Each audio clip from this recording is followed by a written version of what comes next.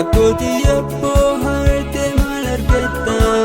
argattu gurraamii maatiin ifdata akkan harkasiin galfanne ni boonta na jaalaltiite hongeessite gammadda rakkootii yabboo haarte maal argatta argattu gurraamii maatiin ifdata eeganaaf nabboonu numan taane tarrab jechuun maali ati kannan jaalanne eeganaaf nabboonu numan taane akki kun maali ati kannan jaalanne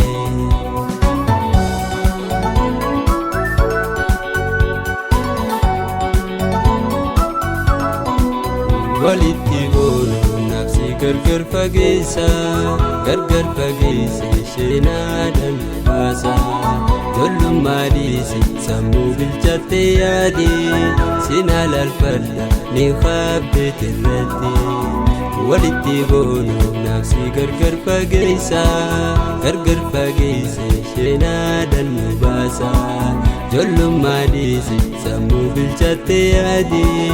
walaa laalfanna abbeeti duqaati irratti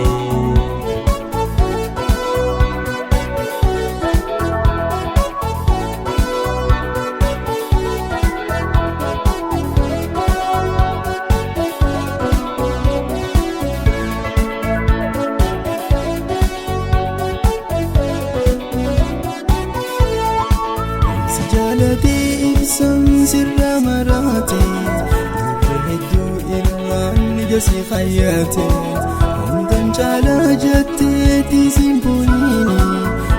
sila dubrummaaf hin dabarsiini si jaaladheetiin sirra maraadhe dubra hedduu irraan nijasi fayyadhe hundan caalaa jetteeti simbooniini Sinni durummaaf hin dabarsiini jaalalaaf haadhi lamaan deebi'u xiyya tanaaf eessifee akkam haaji'u jaalalaaf haadhi lamaan deebi'u xiyya tanaaf eessifee akkam haaji'u.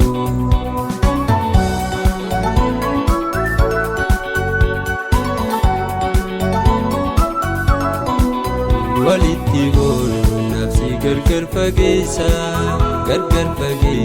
sheenaadhaan baasa jollummaa dhiisi sammuu bilchatte yaadi sinaa laalfadha ni qabbeete irratti walitti boonu nafsi gargar fageessa sheenaadhaan baasa jollummaa dhiisi sammuu bilchatte yaadi walaa laalfadha